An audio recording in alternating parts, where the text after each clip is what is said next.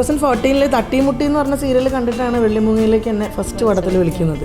പിന്നെ എന്തോ ദേവാതിരത്തിനാണ് ഇങ്ങനെ പടങ്ങൾ വല്ല കുഴപ്പമില്ലാണ്ട് കിട്ടിപ്പോകുന്നത്.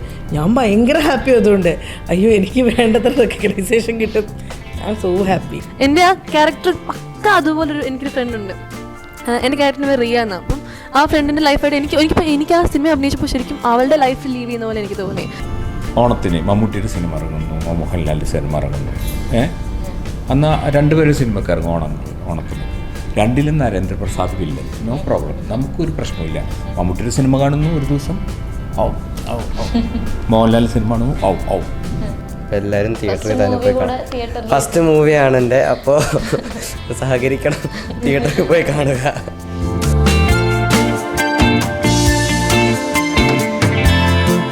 ഇങ്ങനത്തെ ഒരു സിറ്റുവേഷൻ നിലനിൽക്കുമ്പോൾ ഈ പുതിയതായിട്ട് വരുന്ന ആർട്ടിസ്റ്റുകൾ, ഇപ്പം ഈ സിനിമയിൽ തന്നെ നോക്കിക്കഴിഞ്ഞാൽ പുതിയ ഒരുപാട് ആർട്ടിസ്റ്റുകളുണ്ട്. അപ്പം ഇവരുടെ ഒരു ഫ്യൂച്ചർ, സിനിമ സ്വപ്നം കണ്ടുവരുന്ന ഒരുപാട് പേരുണ്ട്. അവരുടെ ഒരു ഫ്യൂച്ചർ എന്തായിരിക്കുമെന്ന് നിങ്ങൾ ഇൻഡസ്ട്രിയിൽ നിൽക്കുന്നവരാണ്, നിങ്ങൾ അതിനെപ്പറ്റി? ഞാനൊന്നും അങ്ങനെ ഇൻഡസ്ട്രിയിൽ നിൽക്കുന്ന ഒരാളെന്നൊന്നും പറഞ്ഞ് അങ്ങനെ ആധികാരികമായി പറയാൻ മാത്രമായിട്ടില്ല. പക്ഷെ ഒരു പൊതുവെ ഇങ്ങനൊരു ചോദ്യം വന്നതുകൊണ്ട് ഇപ്പം ഞാനായാലും വീണായാലും അതിനൊരു മറുപടി പറഞ്ഞല്ലോ ഉള്ളൂ. അങ്ങനെ പറയാം. അല്ലാണ്ട് നമ്മൾ ശരി, ആ ചോദ്യം വളരെ നന്നായിരുന്നു, ഞാൻ അതിനെക്കുറിച്ച് പറയാൻ പോവുകയാണ്, അങ്ങനെയല്ല. അത് ഫ്യൂച്ചർ എന്ന് പറഞ്ഞിട്ടുണ്ടെങ്കിൽ ഞാൻ ആലോചിക്കുന്ന ചില കാര്യങ്ങൾ ഷെയർ ചെയ്യാമെന്ന് മാത്രമേ ഉള്ളൂ. ഒരു സിനിമ ഇറങ്ങുമ്പോൾ, ഇപ്പോൾ ഈ സിനിമ ഇറങ്ങുമ്പോൾ ഇതിൽ കുറേ പുതിയ ആൾക്കാർ വരുന്നുണ്ട്. ഓരോ സിനിമയ്ക്കും പുതിയ ആൾക്കാർ വരുന്നുണ്ട്. അത് എത്ര കൊല്ലമായിട്ടുണ്ട്? വളരെ കുറച്ച് കൊല്ലങ്ങളായിട്ടുള്ളൂ. ജനങ്ങൾ, ഞാനുൾപ്പെടെയുള്ള ഒരു പ്രേക്ഷകൻ, എങ്കിലും നടൻ മാത്രമല്ല, പ്രേക്ഷകന് ഇഷ്ടം പുതിയൊരാളൊരു ക്യാരക്ടർ ചെയ്യുന്നത് കാണാനാണ് എന്നാണ് ഞാൻ മനസ്സിലാക്കുന്നത്. അപ്പോൾ എന്നെ എങ്ങനെയാണ് ഒരു സിനിമയിൽ കാണുമ്പോൾ ഇയാൾ ഇപ്പം ഇങ്ങനെയാവും എന്നിട്ട് എന്ന് പറഞ്ഞിട്ടാണ് എന്നെയും കാണാം. അത് നമ്മൾ അഴുകിത്തുടങ്ങും ഇപ്പോഴത്തെ ട്രെൻഡ് അനുസരിച്ച്. എന്നാൽ നമ്മൾ കുറച്ച് നാൾ മുമ്പ് എൻ്റെയൊക്കെ ഒരു ഡിഗ്രി കഴിഞ്ഞുള്ള സമയങ്ങളിൽ എന്ന് വിചാരിക്കുക, ഞാനെപ്പോഴും ആലോചിക്കുകയും പലരോടും പറയുന്ന ഒരു കാര്യം, ഓണത്തിന് മമ്മൂട്ടിയുടെ സിനിമ ഇറങ്ങുന്നു, മോഹൻലാലിൻ്റെ സിനിമ ഇറങ്ങുന്നു. അന്ന് രണ്ടുപേരും സിനിമയ്ക്ക് ഇറങ്ങും ഓണത്തിന്. രണ്ടിലും നരേന്ദ്രപ്രസാദ് വില്ലൻ, നോ പ്രോബ്ലം, നമുക്കൊരു പ്രശ്നമില്ല. മമ്മൂട്ടിയുടെ സിനിമ കാണുന്നു ഒരു ദിവസം, ഔ ഔ ഔ. മോഹൻലാൽ സിനിമ കാണുന്നു, ഔ ഔ. വില്ലൻ മികച്ച് നിൽക്കണമല്ലോ, എന്നാലാണല്ലോ നായകൻ ഉണ്ടാവും. അതിൽ രണ്ടിലും നരേന്ദ്രപ്രസാദ് ആയിരിക്കും, അല്ലെങ്കിൽ അതുപോലത്തെ ഒരു നടനായിരിക്കും. നമുക്കൊരു പ്രോബ്ലം ഇല്ല. ഇന്ന് നമുക്കത് ഇമാജിൻ ചെയ്യാൻ പറ്റുമോ? നിങ്ങളൊരു ഒരുമിച്ചിറങ്ങുന്ന 2 സിനിമയിൽ ഒരേ സമയത്ത് ഇറങ്ങുന്ന ഒരു 6 വേണ്ട 3 മാസത്തെ ഗ്യാപ്പിൽ ഒരാൾ വന്നിട്ടുണ്ടെങ്കിൽ ശരി വേറെ ആൾക്കാരില്ലേ എന്ന് തോന്നില്ലേ? സിനിമ മാറി, പുതിയ ആൾക്കാർ വരികയാണ്. പുതിയ ആൾക്കാർ വരുന്നു, അപ്പോൾ പണ്ടൊക്കെ പ്രാക്ടീസ് ചെയ്യുന്നു, പുതിയോട് എന്താ പറയുക, സിനിമയ്ക്ക് വേണ്ടി ഇങ്ങനെ നടക്കുന്നു. ഇപ്പോൾ വളരെ ഈ ട്രിനിറ്റി പറഞ്ഞ പോലെ പെൺകുട്ടികളുടെ കാര്യമായിട്ട് ബന്ധപ്പെട്ടിട്ട് പറഞ്ഞ് നല്ല രീതിയിൽ പോവുകയാണെങ്കിൽ, പ്രോപ്പർ ചാനലിൽ കൂടെ പോവുകയാണെങ്കിൽ ഈ വക പ്രശ്നങ്ങളൊന്നും ഇല്ലാതെ എല്ലാവർക്കും സിനിമയിലേക്ക് വരാൻ പറ്റുന്നുണ്ട്. പെൺകുട്ടികൾക്ക് വളരെ സേഫാണ്. എനിക്ക് അത്ര പഴയ കാലത്ത് ബന്ധങ്ങളൊന്നും അറിയില്ല, കാര്യങ്ങളറിയില്ല. വളരെ സേഫായിട്ടാണ് ഞാൻ വർക്ക് ചെയ്തിട്ടുള്ള എല്ലാ സിനിമകളിലും പെൺകുട്ടികൾ പറയുന്നുണ്ട്. അതുപോലെ ആൺകുട്ടികൾക്കും വളരെയധികം സേഫായിട്ട് 10 പൈസ കൊടുക്കാതെ, പണ്ടൊക്കെ കാശൊക്കെ വാങ്ങിച്ച് പറ്റിച്ചു എന്ന് പറഞ്ഞു കേട്ടിട്ടുണ്ട്. അപ്പോൾ അതൊന്നുമില്ല. നല്ല പ്രോപ്പർ ചാനലിൽ കൂടെ ചെന്നാൽ നിങ്ങൾക്കും എടുക്കുന്നുണ്ടെങ്കിൽ അവർക്ക് ആവശ്യമുള്ള ഒരു രൂപമെങ്കിലും നിങ്ങളിലുണ്ടെങ്കിൽ ഒരു സംവിധായകൻ നിങ്ങളെ കാസ്റ്റ് ചെയ്തിരിക്കും. ആ സിനിമ കഴിഞ്ഞിട്ട് അയാൾക്ക് പിന്നെ നിങ്ങളെ ഉപയോഗിക്കാൻ പറ്റില്ല. നിങ്ങളിൽ എന്താണുള്ളത് അത് അയാൾ പകർത്തിയെടുക്കും.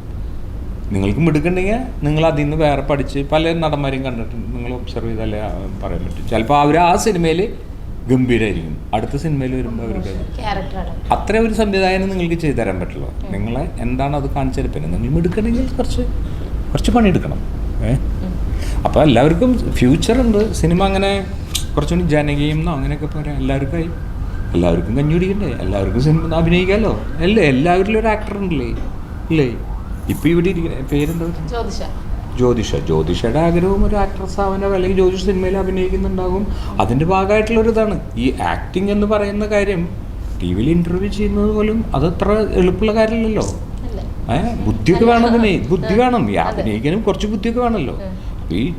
ഇപ്പം ഞാൻ പറയുന്നത് എൻ്റെ അടുത്ത് ഇത് ഈ പറഞ്ഞ് കാട് കയറി പോകുമ്പോൾ അവിടെ നിർത്ത്, ഇനി വേറെ ആൾക്കാർ പറയട്ടെ എന്ന് പറഞ്ഞിട്ട് അതിന് വഴി തെറ്റിച്ച് മാറ്റിയെടുക്കാനും ഒരു ബുദ്ധി വേണം. വഴി തെറ്റിക്കണം, അല്ലെങ്കിൽ ഞാൻ കാട് കയറി പോകും. ഇല്ല അത്ര അല്ല. അപ്പം അത് എല്ലാവരിലും ഒരു ആക്ടർ ഉണ്ടെന്ന് പറയുകയാണ്. അത് എല്ലാവരും ഞാൻ ആയിട്ടല്ല ആദ്യം പറയുന്നത്, എല്ലാവരും പറയുന്നത്. അപ്പം എല്ലാവരും അഭിനയിക്കട്ടെ, അവരഭിനയിക്കട്ടെ, അതിനിപ്പോൾ എന്താ കുഴപ്പം? അല്ല, അങ്ങനെയാണ് ഞാൻ ചിന്തിക്കുന്നത്. ചേച്ചിക്ക് ഇതിനെ പറ്റി എന്താ പറയാനുള്ളത്? എന്തിനെ പറ്റി? ഇതിനകത്തൊരു 3-4 ടോപ്പിക്. അതായത് റെക്കഗ്നീഷൻ, ഈ അണ്ടർ റേറ്റഡ് ആയി പോകുന്ന കുറച്ച് ആക്ടേഴ്സ് ഉണ്ടല്ലോ ഇപ്പം ഇൻഡസ്ട്രിയിലുള്ള. ഇല്ല, ഞാനേ സത്യം പറയാമല്ലോ, ഞാൻ എൻ്റെ സിനിമ വരുമ്പോൾ ഞാൻ എൻ്റെ കാര്യം മാത്രമേ ഇപ്പം നോക്കാറുള്ളൂ. ഞാൻ മറ്റുള്ളവരുടെ കാര്യം അല്ലെങ്കിൽ മറ്റൊരു ആർട്ടിസ്റ്റിന് എന്ത് പറ്റും, അത് സത്യമായിട്ട് ഞാൻ വളരെ സത്യസന്ധമായിട്ടാണ് പറയണേ. എനിക്കൊരു പ്രൊജക്റ്റ് വരുമ്പം അത് ചെയ്യുന്നു, അതെനിക്കൊരു എപ്പോഴും ഒരു ബോണസാണ് എനിക്കൊരു സിനിമ. അല്ലാതെ അയ്യോ എനിക്കത് ചെയ്യാൻ പറ്റിയില്ലല്ലോ, ഞാനെന്താ ഇങ്ങനെ, അങ്ങനെയൊന്നുമില്ല. I M so happy. എനിക്ക് ഇങ്ങനെയൊക്കെ പറ്റുന്നുണ്ടല്ലോ. ഇവിടെ വന്ന് എനിക്ക് ഇങ്ങനെ ഇരുന്ന് ഈ ക്യാമറയുടെ മുന്നിൽ ഇങ്ങനെ ഇരുന്ന് സംസാരിക്കാൻ പറ്റുന്നുണ്ടല്ലോ, അതൊരു വലിയ അനുഗ്രഹമാണ്. ഒരു ഇത്രയും 3-3.5 കോടി മലയാളികളുള്ള നമ്മുടെ ഈ കേരളത്തിൽ വളരെ കുറച്ച് ആൾക്കാർക്ക് കിട്ടുന്നൊരു ഭാഗ്യമല്ലേ. എല്ലാവർക്കും ഇഷ്ടമാണ്. ഞാൻ കാണുന്ന എന്നെ അറിയാവുന്ന എൻ്റെ സുഹൃത്തുക്കൾ എത്ര പേര് ട്രൈ ചെയ്യുന്നുണ്ട് അല്ലേ? അല്ലല്ല, എല്ലാവർക്കും ഇഷ്ടമാണ് അഭിനയിക്കാൻ. എല്ലാവർക്കും ഇഷ്ടമാണ്.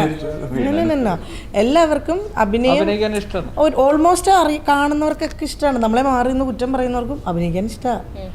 പക്ഷേ അങ്ങോട്ട് കയറി ഇപ്പോൾ കുറേ വഴികളുണ്ട്. പണ്ട് ഇതൊന്നുമില്ല. ഇപ്പോൾ ഇൻസ്റ്റ മറ്റേത് മറിച്ചതെന്നൊക്കെ പറഞ്ഞാൽ ഇഷ്ടം പോലെ ശ്രദ്ധിക്കപ്പെടാൻ കുറേ വഴികളുണ്ട്. പണ്ട് ഞാൻ ഇൻഡസ്ട്രി വരുന്നത്, ഞാനെന്തോ ഭയങ്കര ലക്കിന് സിനിമയിൽ വന്ന ആളാണ്. സീരിയൽ വർഷങ്ങളായിട്ട് ചെയ്തുകൊണ്ടിരുന്നത്. +2 മുതൽ 2014 വരെ, 2006 മുതൽ 2014 വരെ ഞാൻ സീരിയൽ മാത്രമേ ചെയ്തിട്ടുള്ളൂ. ഞാൻ സ്വപ്നത്തിൽ വിചാരിച്ചിട്ടില്ല ഞാൻ സിനിമയിൽ വരുമെന്ന്. എൻ്റെ ലൈഫ് ലോങ് സീരിയൽ ഞാൻ ഭയങ്കര ഹാപ്പി ആയിരുന്നു. 2014 തട്ടിമുട്ടി എന്ന് പറഞ്ഞ സീരിയൽ കണ്ടിട്ടാണ് വെള്ളിമൂങ്ങയിലേക്ക് എന്നെ ഫസ്റ്റ് പടത്തിൽ വിളിക്കുന്നത്. പിന്നെ എന്തോ ദൈവാധീനത്തിനാണ് ഇങ്ങനെ പടങ്ങൾ വല്ല കുഴപ്പമില്ലാണ്ട് കിട്ടിപ്പോകുന്നത്. ഞാൻ ഭയങ്കര ഹാപ്പി ആയതുകൊണ്ട്. അയ്യോ എനിക്ക് വേണ്ടത്ര റെക്കഗ്നൈസേഷൻ കിട്ടും. ഞാൻ സോ ഹാപ്പി. ജ്യോതിഷയുടെ ചോദ്യം പ്രസക്തമാണ്. അതെ. ഇപ്പൊ കൂടെ ഉള്ള ഇപ്പൊ ഈ സിനിമയിൽ തന്നെ ഉള്ള കോ ആക്ടേഴ്സ് പുതിയതായിട്ടുള്ള ആളുകളുണ്ട്.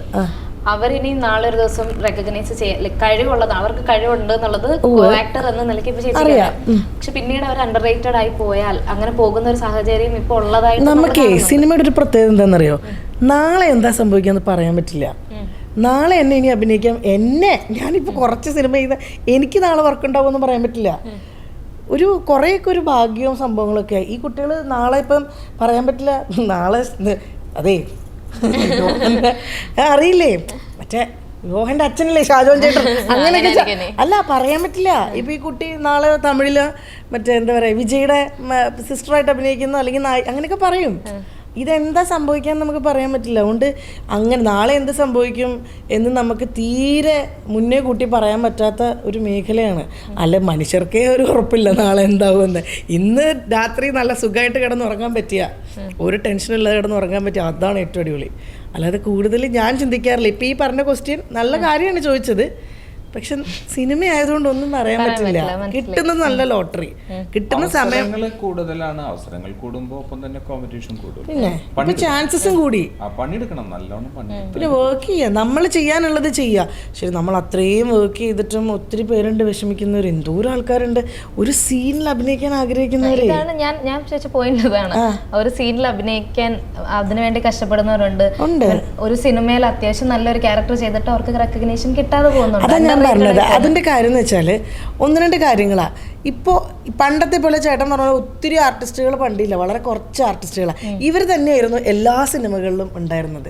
അതിൻ്റെ കാരണം എന്ന് വെച്ചാൽ പുതിയ ആൾക്കാർക്ക് വരാനുള്ള വഴിയും കുറവായിരുന്നു. ഇന്ന് വെച്ചാൽ ഓരോ ദിവസം ഓരോരോ ആർട്ടിസ്റ്റുകളാണ് വന്നുകൊണ്ടിരിക്കണേ. കാരണം അതിനകത്ത് ഇപ്പോൾ അഭിനയം എന്നാൽ മറ്റേ അഭിനയിക്കാൻ അറിയാൻ പാടില്ല എന്നിട്ടല്ല, പുതിയ ആൾക്കാർ വരട്ടെന്നേ. എല്ലാവരും വരട്ടെ, അഭിനയിക്കാൻ താല്പര്യമുള്ളവരൊക്കെ വരട്ടെ. ഇപ്പം മറ്റൊരാൾ വരുമെന്ന് നമ്മൾ ചിന്തിച്ചുകൊണ്ട് നമുക്ക് വിഷമിച്ചിരിക്കാൻ പറ്റില്ല. അയ്യോ മറ്റുള്ളവരോട് വരണ്ടെന്ന് പറയാൻ പറ്റില്ല. വരട്ടെ, നന്നായിട്ട് ആഗ്രഹമുള്ള ആൾക്കാരൊക്കെ ഇൻഡസ്ട്രിയിൽ വരട്ടെ. അപ്പോൾ എനിക്ക് ഇതുപോലെ പക്ഷേ വർക്കൊക്കെ കിട്ടി പോകണം, അതിൻ്റെ കൂടെ എനിക്ക് വല്ലപ്പോഴൊക്കെ സിനിമ കിട്ടി പോകണം. ഇന്ന് വരെ ഭഗവാൻ അനുഗ്രഹിച്ച് ഇപ്പം കറക്റ്റ് 10 വർഷമായി സിനിമയിൽ വന്നിട്ട് വലിയ കുഴപ്പമില്ല, സിനിമകളൊക്കെ കിട്ടുന്നുണ്ട്. അതിനകത്ത് നമുക്ക് ആഗ്രഹിക്കുന്ന പോലത്തെ ക്യാരക്ടർ എനിക്ക് കിട്ടണം ഇന്നല്ലേ നാളെ. പക്ഷെ എനിക്ക് നല്ല ഉറപ്പാണ്, ഇന്നല്ലേ നാളെ എൻ്റെ ദിവസം ഉണ്ട്, അതെനിക്ക് ഉറപ്പാണ്. ഒരു വെള്ളിയാഴ്ച മതി ഒരു ആർട്ടിസ്റ്റിൻ്റെ ലൈഫ് മാറാൻ. അതുപോലെ സമാധാന പുസ്തകം റിലീസാവുന്നതോടുകൂടി ഇവിടെ ഇരിക്കുന്ന എല്ലാവരുടെയും ജീവിതം നല്ല രീതിയിൽ മാറി മറിയട്ടെ, അതേ നമുക്ക് പറയാൻ പറ്റുള്ളൂ. ഓക്കെ, ഇനിയിപ്പോൾ എന്തായാലും സിനിമ ഉടനെ റിലീസ് ആവുകയാണ്, പ്രേക്ഷകരോട് എന്താ പറയാനുള്ളൂ? എല്ലാവരും എല്ലായ്പ്പോഴും പറഞ്ഞ കാര്യം തന്നെ, എല്ലാവരും എല്ലാവരും തിയേറ്ററിൽ theatre ൽ പോയി കാണാന്നൊക്കെ പറയുന്ന ഒരു സ്ഥിരം പരിപാടിയാണല്ലോ. ആ സിനിമ കാണുമ്പോൾ കാണാൻ നിങ്ങൾക്ക് പണവും അതിനുള്ള സൗകര്യവും താല്പര്യമൊക്കെ ഉണ്ടെങ്കിൽ ഈ സിനിമ സെലക്ട് ചെയ്യാവുന്ന ഒരു സിനിമയാണെന്ന് എൻ്റെ പക്ഷത്തുനിന്ന് ഞാൻ ഉറപ്പ് പറയാം. അത്ര എനിക്ക് പറയാൻ പറ്റുള്ളൂ. കാരണം നിങ്ങൾ പോയി കാണണം എന്ന് നിർബന്ധം പറയാൻ ആർക്കും പറ്റില്ല. പക്ഷേ ഇതിലെ ഒരു എന്തെങ്കിലും ഒരു കാര്യം നിങ്ങളുടെ ജീവിതത്തിൽ നടന്നു പോയതോ അല്ലെങ്കിൽ ഇനി നടക്കാനിരിക്കുന്ന ഒരു കാര്യമായിട്ട്, പ്രത്യേകിച്ച് പാരൻ്റൽ കെയർ എന്നൊക്കെ പറയുന്ന കാര്യമുണ്ടല്ലോ. കുട്ടികൾ, നമ്മളും കുട്ടികളായിരുന്നല്ലോ, നമുക്കും കുട്ടികളുണ്ടാവും, നമ്മുടെ കുട്ടികൾക്കും കുട്ടികളുണ്ടാവും. അപ്പോൾ ആ പാരൻ്റൽ കെയർ എന്ന് പറയുന്ന ഒരു കാര്യം ചില മേഖലയിൽ എങ്ങനെയാണ് ചെയ്യേണ്ടതെന്നുള്ള ഒരു ഓർമ്മപ്പെടുത്തൽ ഈ സിനിമ എന്തായാലും ഈ കാണുന്ന ആൾക്കാർക്ക് തന്നിരിക്കും. അത് ഉറപ്പാണ്. അത് നിങ്ങളത് ഭയങ്കര ഗൗരവമായിട്ടിരുന്ന് കാണാണ്ട് കുറച്ച് ഫണ്ണിയൊക്കെ ആയിട്ടിരുന്ന് കാണേണ്ടി വരും. അല്ല മീൻസ് അങ്ങനെ ആയിട്ടായിരിക്കും അത് കിട്ടുക. എന്നാലും ഉറപ്പായിട്ട് ഈ സിനിമ നിങ്ങൾ ആ രീതിയിൽ എൻ്റർടൈൻ ചെയ്യുകയും ചെയ്യും. ഒരു ചെറിയൊരു ഇൻഫർമേഷൻ, ഒരു അലർട്ട്നെസ് നിങ്ങൾക്ക് തരും ചെയ്യുന്നതാണ് എൻ്റെ അഭിപ്രായം. എനിക്കറിയാവുന്നതോളം ഈ സിനിമ ഇപ്പം ആ സമയത്തുള്ളവർക്ക്, അതായത് 2000 ആ സമയത്തുള്ളവർക്കാണെങ്കിലും ഇപ്പോൾ ഉള്ളവർക്കാണെങ്കിലും ഒത്തിരി റിലേറ്റ് ചെയ്യാൻ പറ്റുന്ന സിനിമയായിരിക്കും. അത് എൻ്റെ ഭാഗം എനിക്ക് പേഴ്സണലി റിലേറ്റ് ചെയ്യാൻ പറ്റില്ല. പക്ഷെ എൻ്റെ കുറേ ഫ്രണ്ട്സിനുള്ള കാര്യങ്ങൾ, എൻ്റെ ആ ക്യാരക്ടർ പക്ക അതുപോലൊരു എനിക്കൊരു ഫ്രണ്ടുണ്ട്. എൻ്റെ ക്യാരക്ടറിന് പേര് റിയ എന്നാണ്. അപ്പം ആ ഫ്രണ്ടിൻ്റെ ലൈഫായിട്ട് എനിക്ക് ആ സിനിമ അഭിനയിച്ചപ്പോൾ ശരിക്കും അവളുടെ ലൈഫിൽ ലീവ് ചെയ്യുന്ന പോലെ എനിക്ക് തോന്നി. അപ്പം അങ്ങനെ സ്കൂൾ ലൈഫിലാണല്ലോ. അപ്പം ഞാൻ CBSE തന്നെ പഠിച്ചത്. അപ്പം CBSE സ്കൂളിലൊക്കെ സംഭവിക്കുന്ന കുറേ കാര്യങ്ങളൊക്കെ അത് കാണിക്കുന്നുണ്ട്. അപ്പം അത് മാത്രമല്ല, ഈ സെക്സ് എഡ്യൂക്കേഷൻ്റെ ഒരു ഇമ്പോർട്ടൻസ് അത് പിള്ളേരിലുണ്ടാകുന്ന ഒരു ഇമ്പാക്റ്റ് ഇപ്പം നമ്മൾ ഒരു പാരൻറ്റ് പറഞ്ഞു കൊടുക്കുന്നതും ഒരു ടീച്ചർ പറഞ്ഞു കൊടുക്കുന്നതും ഒത്തിരി വ്യത്യാസമുണ്ട്. ഇപ്പം എനിക്ക് ഈ കാര്യങ്ങളൊക്കെ ഞാൻ വേറെ രീതിയിൽ അറിയുന്നതിന് മുമ്പ് തന്നെ അപ്പയും അമ്മയും പറഞ്ഞു തന്നിട്ടുണ്ടായിരുന്നു. അപ്പോൾ ഇങ്ങനെയൊക്കെയാണ് കാര്യങ്ങൾ, അതും ഡയഗ്രാം ഒക്കെ വെച്ച് അങ്ങനെ പറഞ്ഞു തന്നിട്ടുണ്ടായിരുന്നു. പക്ഷെ അതുകൊണ്ട് പിള്ളേർ അതുകൊണ്ട് നിർത്തും എന്നല്ല, പിന്നെയും ആൾക്കാർ വേറെ രീതിയിലൊക്കെ പോകും. ഒന്നും വേണ്ട. ഇപ്പം നമ്മൾ ഇപ്പം എല്ലാവരും ഓൺലൈനിലാണ് പഠിക്കുന്നത്. ഇപ്പം ഈ ലെവറേജ് ഇതുപോലത്തെ ഇങ്ങനെ ഓൺലൈൻ സൈറ്റൊക്കെ ഇല്ല, നമ്മൾ ക്വസ്റ്റ്യൻ ആൻസറൊക്കെ നോക്കത്തില്ലേ. അപ്പം അങ്ങനെ വരുന്ന സൈറ്റിൻ്റെ മണ്ടേ പോലും ഇപ്പോൾ കുക്കീസ് വരില്ലേ, ഗൂഗിൾ കുക്കീസ്, അതിനകത്തൊക്കെ ഇങ്ങനെ സാധനങ്ങൾ വരും. ഇപ്പം നമ്മൾ സെർച്ച് ചെയ്ത് പോകണമെന്നില്ല. അപ്പം ഗൂഗിൾ തന്നെ ഇങ്ങനെ ഇട്ട് തരുന്നുണ്ട്. ഇപ്പം ഞാൻ സത്യം പറഞ്ഞു, ഞാൻ ആദ്യമായിട്ട് അങ്ങനെ കാണുന്നത്. ഞാനിങ്ങനെ ഏതോ ഒരു ആൻസർ തപ്പിക്കൊണ്ടിരുന്നപ്പം മാളിലെ ഗൂഗിൾ കുക്കീസിനകത്ത് അവിടെ നമ്മൾ അറിയാതെ പോലും ടച്ച് ചെയ്താൽ മതി, നേരെ നമ്മൾ ആ ലിങ്കിലോട്ട് കയറിപ്പോയി. അങ്ങനെയാണ് ഞാൻ ആദ്യം കാണുന്നത്. എന്നിട്ട് ഞാൻ അത് അങ്ങോട്ട് പോവുകയും ചെയ്തു. ആ കമ്പ്യൂട്ടർ സ്റ്റക്കുമായി, എനിക്ക് ഓഫ് ചെയ്യാൻ പറ്റില്ല. അപ്പയും അമ്മയും വീട്ടിലില്ലാതെ തിരിച്ചു വരുമ്പോൾ കണ്ട ആ കൂടെ സീനാവും. ഞാൻ അത് ഫുൾ ഡിലീറ്റ് അങ്ങനെ നോക്കിക്കൊണ്ടിരിക്കുക. കുക്കീസ് അങ്ങനെ പോകുന്ന പ്രശ്നം. പിന്നെ അച്ഛനോട് ചോദിച്ചു, ഇന്ന് ഈ സൈറ്റൊക്കെ അച്ഛൻ ഇങ്ങനെ ഇടയ്ക്ക് എന്നെ നല്ല രീതിയിൽ മോണിറ്റർ ചെയ്യുമായിരുന്നു, എൻ്റെ ഫോണും എല്ലാം ഞാൻ നോക്കുമായിരുന്നു. അപ്പോൾ എന്നോട് ഇങ്ങനെ ചോദിച്ചു, ഈ സൈറ്റൊക്കെ കണ്ടല്ലോ. അപ്പോൾ അങ്ങനെ ചോദിച്ചു, അച്ഛൻ ഞാൻ പറഞ്ഞു ഇങ്ങനെ കുക്കീസ് കൂടെ വന്നാണ്, അതൊക്കെ ഞാൻ കൃത്യമായിട്ട് പറഞ്ഞു. അപ്പം അങ്ങനെ ഒരാൾ ഞാൻ സെർച്ച് ചെയ്ത് പോയില്ലെങ്കിൽ പോലും ഇപ്പം ഇന്നത്തെ കാലത്ത് എല്ലാവർക്കും ഇപ്പോൾ എല്ലാം അറിയാലോ. അപ്പം സെക്സ് എഡ്യൂക്കേഷൻ ഇപ്പം എനിക്ക് തോന്നുന്നു ഒരു 8th 9th ക്ലാസ്സിലൊക്കെ ഞങ്ങളുടെ സ്കൂളിലുണ്ടായിരുന്നു.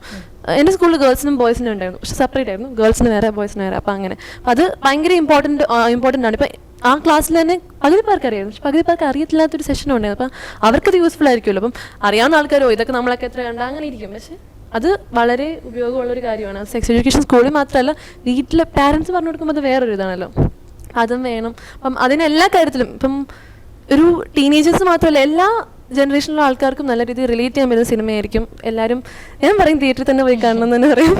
എല്ലാവരും മാക്സിമം ട്രൈ ചെയ്യണം. തിയേറ്ററിൽ പോയി കാണാം, മാക്സിമം ശ്രമിക്കുക കാണാൻ. കാരണം OTT-യിലൊക്കെ വരാൻ വേണ്ടിയിട്ട് പലതും വെയിറ്റ് ചെയ്യും. പക്ഷെ തിയേറ്ററിൽ നിങ്ങൾ ആൾക്കാർ കയറിയാലേ സിനിമകൾ ഇനിയും വരുള്ളൂ. അതുകൊണ്ട് തിയേറ്ററിൽ തന്നെ മാക്സിമം പോയി കാണാൻ ശ്രമിക്കുക. കാരണം നിങ്ങൾ എന്തായാലും നിരാശപ്പെടുത്തത്തില്ല ഈ പടം. അത് നമുക്ക് അങ്ങനെ ഒരു ഗ്യാരണ്ടി പറയാൻ പറ്റും എനിക്ക്. കാരണം നമുക്ക് ഈ പറഞ്ഞ പോലെ കുറേ റിലേറ്റബിൾ ആയിട്ടുള്ള കുറേ കാര്യങ്ങൾ ഉള്ളതുകൊണ്ട് തന്നെ കണ്ടിട്ട് അയ്യോ എൻ്റെ കാശ് പോയി എന്ന് പറയില്ല. അപ്പം മസ്റ്റായിട്ട് എല്ലാവരും മറക്കേണ്ട ഡേറ്റ് ജൂലൈ 19 തിയേറ്ററിൽ പോയി കാണുക. എല്ലാവരെയും സപ്പോർട്ട് ചെയ്യുക. തിയേറ്ററിൽ പോയി കാണുക. എന്നെ സംബന്ധിച്ചോളം ഒരു മോറലുള്ളൊരു സ്ക്രിപ്റ്റാണ്, സിനിമയായിരിക്കും ഇത് എന്തായാലും. It's A promising movie. അപ്പോൾ എല്ലാവരും തിയേറ്ററിൽ തന്നെ പോയി കാണുക. ഫസ്റ്റ് മൂവിയാണ് എൻ്റെ, അപ്പോൾ സഹകരിക്കണം, തിയേറ്ററിൽ പോയി കാണുക. ഓക്കെ, അപ്പോൾ സിനിമ എന്തായാലും അടിപൊളി വലിയൊരു വിജയമാവട്ടെ. എല്ലാവരുടെയും കരിയർ ഈ സിനിമയിലൂടെ ഗ്രോത്ത് ഉണ്ടാവട്ടെ. അപ്പം തിയേറ്ററിൽ തന്നെ പോയി എല്ലാവരും സിനിമ കാണുക. ഇത്ര സമയം നമ്മളോട് വളരെ നല്ലൊരു ടോക്കായിരുന്നു, ഒരുപാട് സമയം സ്പെൻഡ് ചെയ്തു. Thank you so much. Thank you.